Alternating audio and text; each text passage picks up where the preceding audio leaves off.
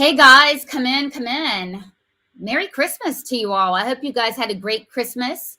I hope you're starting to kind of detox from all the food, and maybe you're just kicking back tonight and flashing back and forth between us and Tucker, I would imagine, right? So what you're looking at is the winner of our first annual Christmas tree decorating contest. So let me tell you how this came about. We sponsored an event with some great patriots from all across North Carolina. They put together something called, and I don't understand the name, Knockout Chess Christmas Extravaganza. But they did the animation, etc. And they had a big contest where they solicited, I don't know, they got about 25 different pictures of Christmas trees that you guys decorated from all over, really.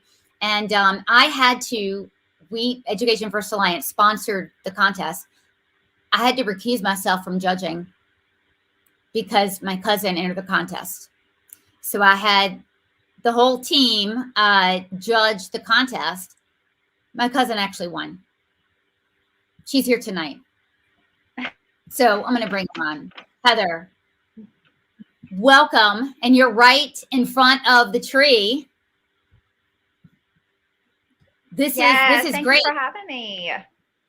Absolutely. And even though you're my cousin, I had no idea what a penchant you had for decorating in general, and that you win every single contest that you enter into.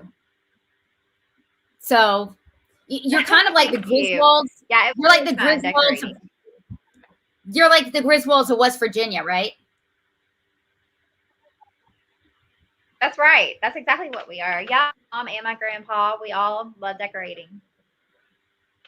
Yeah, well, absolutely. Yeah, my family on my dad's side definitely loves to put on the dog when it comes to Christmas and all other holidays. Really, go big or go home is the motto around there.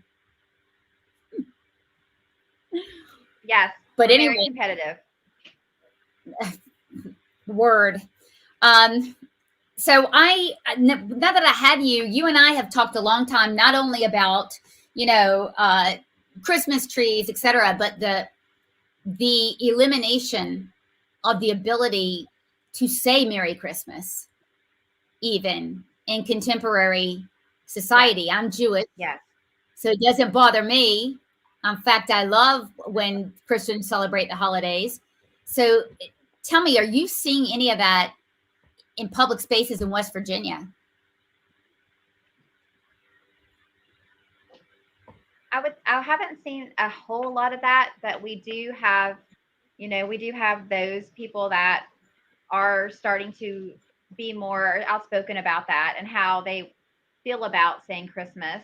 And in our family, we always say it no matter what, because we really are strong about that.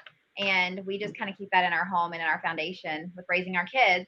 And we want them to be strong and really independent when it comes to their faith, and not be shy about it because, it will offend somebody. Right. And I think that's the key here, whether or you celebrate Kwanzaa, Ramadan, Hanukkah, Christmas obviously is the predominant religion. The ability to do that and to express your First Amendment right, should go unimpeded. And so when we look at the Establishment Clause, that's the rule or the law, the land that says, okay, public schools, you're not allowed to use, federal funding, state funding to promote any one religion in school. But when we go to critical race theory, you are allowed to use that money to support racism as a religion, which I can't figure out why that's going on and what that means. Are you seeing any of that or hearing about it from your friends in West Virginia?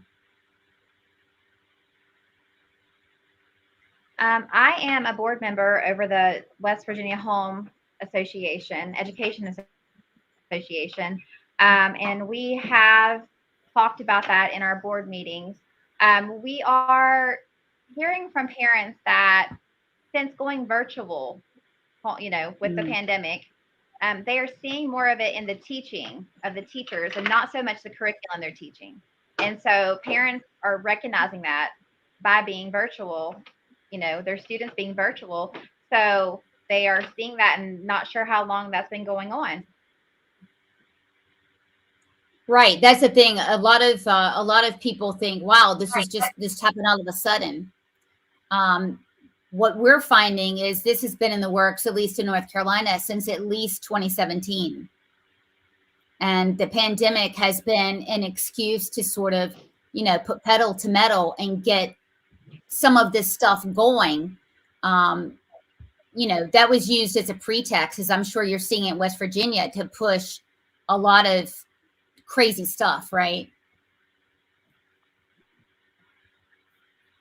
Right. And I've I've helped start homeschooling. It's been all over. It's not just West Virginia. I've had people contact me in the middle of the night um, to help them start homeschooling.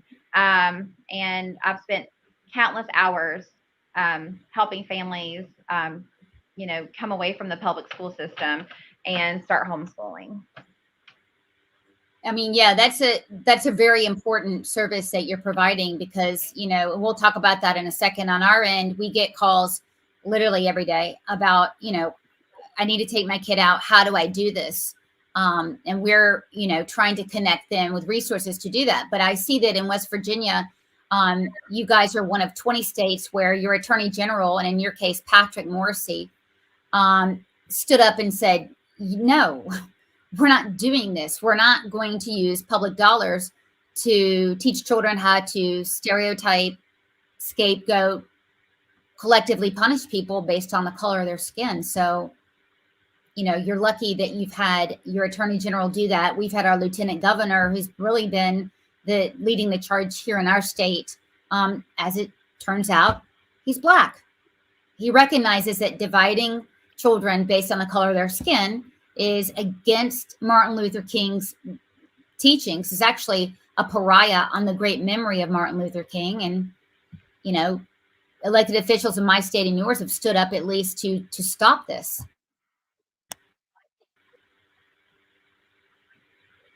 Yeah, and I'm thankful that we in our state was able to do that, and that was really a positive thing for us. And in the process of that, we are still having high numbers of families coming to me to start homeschooling. And I think it just really depends on what school you're at, and what teacher or what issues they're having with a certain teacher or school facility with the critical race theory creeping into their child's education. Right. And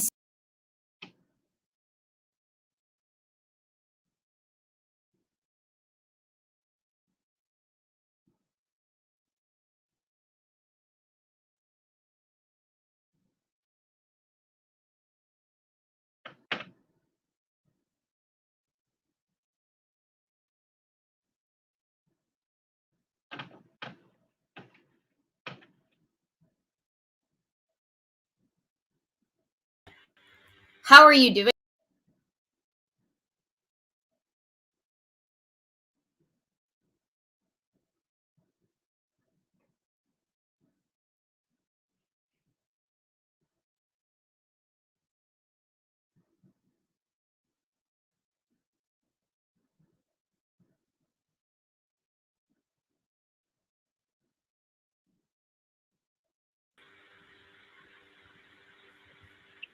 Hey, Heather, have I lost you, or have I been lost? I found you're back.